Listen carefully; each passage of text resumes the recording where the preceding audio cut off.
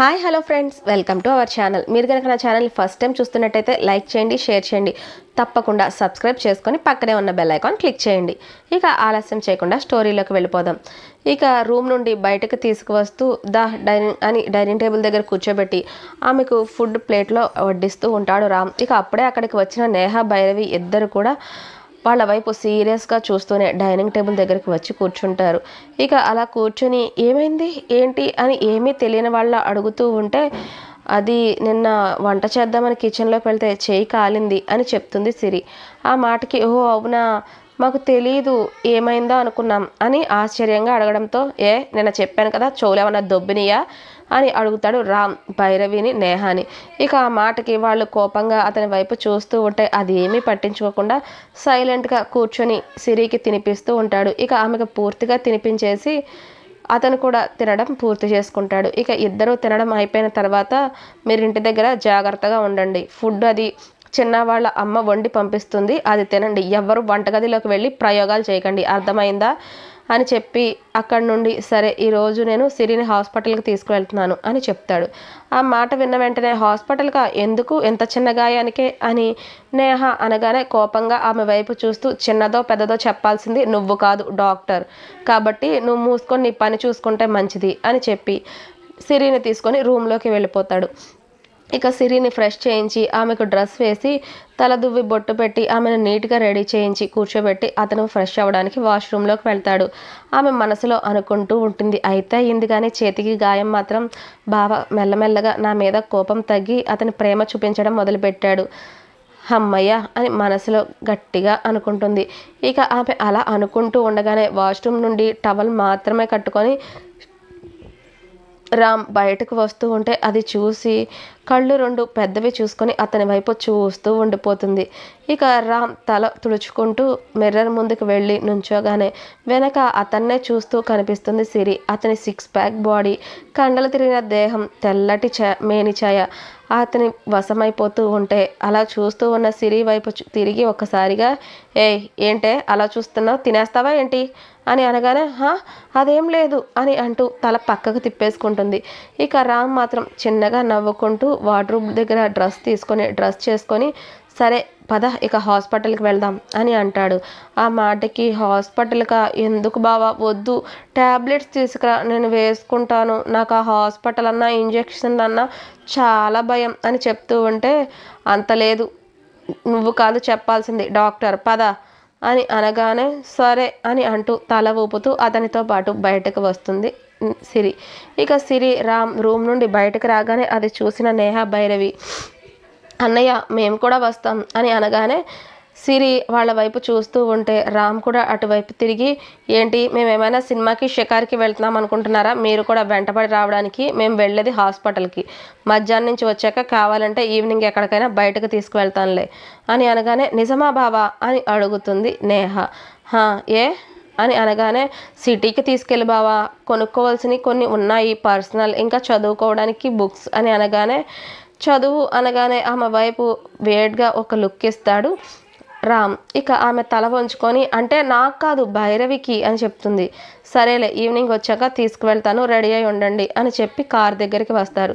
ఇక కార్ దగ్గరికి వాళ్ళు వెళ్తూ ఉంటే బయటే నుంచొని చూస్తూ ఉన్న భైరవి, నేహ వాళ్ళిద్దరూ మాత్రం మనసులో కుళ్ళిపోతూ, చేసేవన్నీ నాకు ఇలా రివర్స్ అవుతాయంటే, దరిద్రం ఏదో నా నెత్తి మీద తాండవం చేస్తున్నట్టు, చూడు వాళ్ళిద్దరూ చిలక గోరింకల్లా ఎంత హ్యాపీగా బయటకు వెళ్తున్నారో, హ్యాపీగా కొట్టుకుంటూ తిట్టుకుంటూ వాళ్ళు ఇంట్లో పడుంటే చూడకుండా నేనే వీళ్ళిద్దరిని కలపడానికి ఏదో పెద్ద వీరవనితలాగా ఇలా చేశాను అని ఆలోచించుకుంటూ భైరవితో చెప్తూ ఉంటుంది.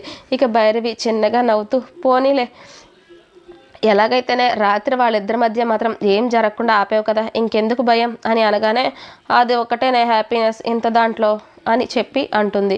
ఇక వాళ్ళిద్దరూ కారులో కూర్చుంటారు. ఇక రామ్ డ్రైవింగ్ సీట్లో కూర్చొని డ్రైవ్ చేస్తూ ఉంటాడు. సిరి మిర్రర్ నుండి బయటకు చూస్తూ ఉంటే రామ్ ఒక చూపు సిరి మీద వేసి, డ్రైవ్ చేస్తూ ఉంటాడు. ఆమె ఏదో ఆలోచిస్తూ బయటకు చూస్తూ ఉంటుంది. ఇక అలా వెళ్తూ ఉండగానే సిరి మొబైల్ రింగ్ అవుతుంది. ఇక రింగ్ అవ్వగానే అది తీసి రామ్ ఆమె చేతిలో పెడుతుంటే ఇదెక్కడిది అని అడగగానే నీదే అని అంటాడు. ఆ రోజు నా మొబైల్ తీసుకురాలేదు కదా అని అనగానే బయటికి వచ్చాక అత్త తీసుకువచ్చి నా చేతిలో పెట్టిందిలే ఇదిగో అని ఇస్తూ ఉంటే ఎవరు కాల్ అని చూడగానే అందులో వాళ్ళ అమ్మ పేరు కనిపిస్తుంది. ఇక వెంటనే కాల్ లిఫ్ట్ చేసి చెవి దగ్గర పెడతాడు రామ్. చెవి దగ్గర పెట్టి ఒక చేత్తో డ్రైవ్ చేస్తూ ఒక చేత్తో మొబైల్ ఆ చెవి దగ్గర పెట్టగానే హలో అమ్మ అని కళ్ళ నిండా నీళ్లతో అంటుంది సిరి. ఇక ఆ మాటకి వాళ్ళ అమ్మ కూడా ఎలా ఉన్నావమ్మా సిరి అని అనగానే నాకేంటమ్మా నేను చాలా బాగున్నాను, నువ్వెలా ఉన్నావు, డాడీ అన్నయ్య అందరూ బాగున్నారా అని అనగానే అందరం బాగున్నాం, నువ్వే ఎలా ఉన్నావా అని నా టెన్షన్, బాగానే ఉన్నావు కదా, బావేమీ నీ మీద కోపంగా లేడు కదా అని అనగానే అదేం లేదమ్మా, బావ నన్ను చాలా బాగా చూసుకుంటున్నాడు, మేమిద్దరం ఇప్పుడు బయటికి వెళ్తున్నాం అని చెప్పడంతో రామ్ ఒకసారి ఆమె వైపు చూసి మళ్ళీ డ్రైవింగ్ మీద కాన్సన్ట్రేషన్ చేస్తూ ఉంటాడు. ఇక సిరి వాళ్ళమ్మ మొబైల్లో ఏదో చాలాసేపు మాట్లాడినా లేదమ్మా కుదరదు, నాకు ఇష్టం లేదు అని 2 ముక్కల్లో సమాధానం చెప్తూ ఉంటే ఏంటా అని కనుబొమ్మలు 2 ముడివేసి ఆమె వైపు చూస్తూ ఉంటాడు. కానీ దేనికి సమాధానం చెప్పకుండా చెప్పాను కదమ్మా నాకు ఇష్టం లేదని, వద్దు ఇంకా ఆ విషయం నా దగ్గర ఎత్తకో ప్లీజ్ అని అనడంతో సరే నీ ఇష్టం, నువ్వు చెప్పినా వినవు కదా అని ఫోన్ కట్ చేసేస్తుంది వాళ్ళమ్మ. ఇక రామ్ ఏంటి దేని గురించి అని అడగగానే అదేం లేదు, అమ్మ ఏదో నార్మల్ విషయాలు చెప్తుంది అంతే, అంతకంటే ఏం లేదు అని అనగానే సరే అని అతను డ్రైవింగ్ చేస్తూ ఉంటాడు. అలా డ్రైవ్ చేస్తూనే కాస్త ముందుకు వెళ్ళేసరికి ఒక ఐస్ క్రీమ్ షాప్ కనిపించగానే సిరి కళ్ళు 2 పెద్దవై ఐస్ క్రీమ్ షాప్ వైపు చూస్తూ ఉంటుంది. అది గమనించిన రామ్ మాత్రం పట్టించుకోకుండా డ్రైవ్ చేస్తూ ఉంటే ఇప్పుడు అడిగితే తిడతాడేమో, ఎందుకులే వద్దు అని సైలెంట్గా కూర్చుంటుంది. కాసేపటికి హాస్పిటల్ ముందు కారు ఆగుతుంది. ఇక కారు ఆగగానే మళ్ళీ భయంగా బావా అవసరమా, మెడిసిన్ తీసుకొని ఇంటికి వెళ్ళిపోదాం ప్లీజ్ అని మళ్ళీ బ్రతిమలాడుతూ ఉంటే ఏదైనా నీకు ఒకసారి చెప్తే అర్థం కాదా, నోరు మూసుకొని దిగు అని అతను కార్ పార్క్ చేసి ఆమె వైపు డోర్ తీసి ఆమె చేయి పట్టుకొని బయటకు దించుతాడు. ప్లీజ్ బావా, సరే అయితే ఒక ప్రామిస్ చేస్తే నేను లోపలికి వస్తా అని అంటుంది.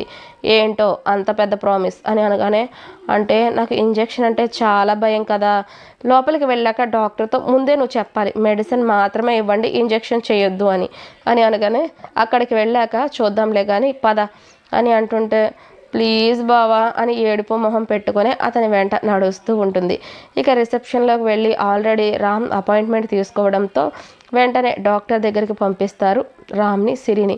ఇక లేడీ డాక్టర్ ఆల్రెడీ రామ్కి తెలిసిన ఆవిడ కావడంతో ఏంటి రామ్ ఏమైనా విశేషమా అని అంటూ ఉంటే అయ్యో మేడం అదేమీ లేదు, తనకి కాస్త చేయి కాలింది అని అనగానే అయినా ఏమైంది అని కంగారుగా అడుగుతూ చూసేసరికి ఆమె చేతులకి ఉన్న కట్లు విప్పి చూస్తూ ఉంటుంది డాక్టర్.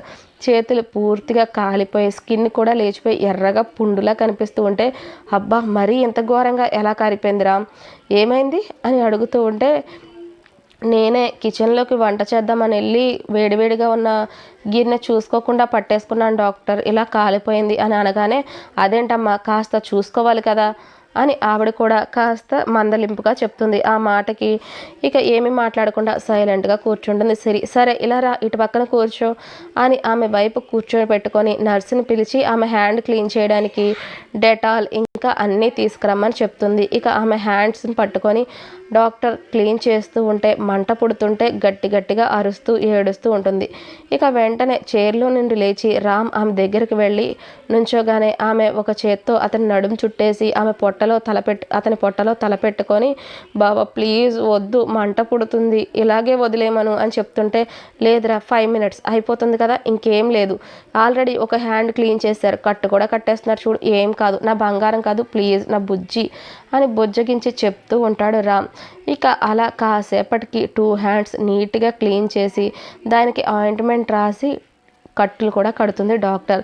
ఇక అది పూర్తయిపోయిన వెంటనే రామ్ చేతికి గాయాలు గట్టిగా అయినాయి కదా అందుకని తనకి ఇంజెక్షన్ చేయాలి ఎటువంటి ఇన్ఫెక్షన్స్ తర్వాత ఏ ప్రాబ్లం రాకుండా ఉండడానికి అని చెప్పగానే సిరి ఏడుపు మొహం పెట్టుకొని రామ్ వైపు చూస్తూ తల అడ్డంగా ఊపుతుంది. ప్లీజ్ బావా నాకు వద్దు అన్నట్టుగా. ఇక రామ్ మాత్రం ఏం మాట్లాడకుండా సరే డాక్టర్ చెయ్యండి అని అంటాడు. బాబా ప్లీజ్ నాకు వద్దు అని అక్కడ చైర్లో నుండి లేచి బయటికి పారిపోబోతుంటే ఆమె చెయ్యి గట్టిగా పట్టుకొని అతని ఒళ్ళో కూర్చోబెట్టుకుంటాడు రామ్. డాక్టర్ ముసిముసిగా నవ్వుకుంటూ చాలా బాగుంది చిన్నపిల్లలాగా, చిన్న ఇంజెక్షన్కి ఏమవుతుందమ్మా, నీకు అసలు చేసినట్టు కూడా తెలియదు అని అంటుంటే వద్దు డాక్టర్ ప్లీజ్ నాకు ఎన్ని మెడిసిన్ ట్యాబ్లెట్స్ అన్నా ఇవ్వండి నేను వేసుకుంటా, అంతేగాని నాకు ఇంజెక్షన్ అంటే చాలా భయం అని చెప్తూ ఉంటే అతను ఆమె కళ్ళల్లోకి సూటిగా చూస్తూ ఆమెను గట్టిగా కౌగిలించుకుంటాడు. డాక్టర్కి సైగ చేయగానే ఆమె నెమ్మదిగా ఇంజెక్షన్ చేస్తూ ఉంటుంది. రామ్ కళ్ళలోకి సూటిగా చూస్తూ ప్రేమగా చూడడంతో ఇక ఆమె కూడా లోకాన్ని మర్చిపోయి రామ్ కళ్ళలోకి చూస్తూ ఉంటుంది. ఆమె 2 ఇంజెక్షన్లు చేసినా సరే కనీసం ఆ సెన్స్ కూడా తెలియని సిరి అలా చూస్తూ ఉంటే రామ్ కాసేపటికి ఆమెను లేపి పక్కనే ఉన్న కుర్చీలో కుదేస్తాడు. అబ్బా నడుము అని అంటూ అతని వైపు చూస్తూ ఉంటే ఇక డాక్టర్ చిన్నగా నవ్వుతూ చూసావా ఇంజెక్షన్ గురించి భయపడి ఎగిరావు చూసావా అప్పుడే అయిపోయింది ఏం లేదనగానే ఏంటి ఇంజెక్షన్ చేసేసారా అని అడుగుతుంది సిరి.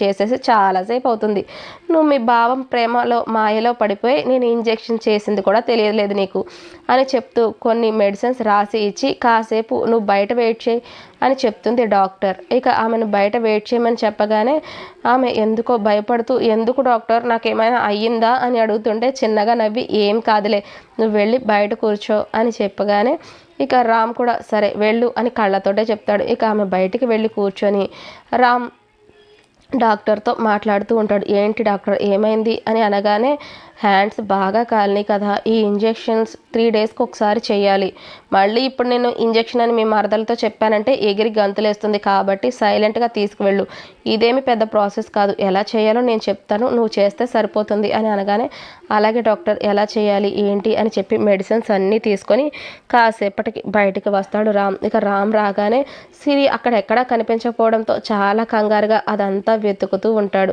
ఇక అలా వెతుకుతూ ఉంటే అక్కడే పక్కనే ఉన్న ఎవరో పిల్లలు ఉంటే వాళ్ళతో ఆడుతూ ఉంటుంది.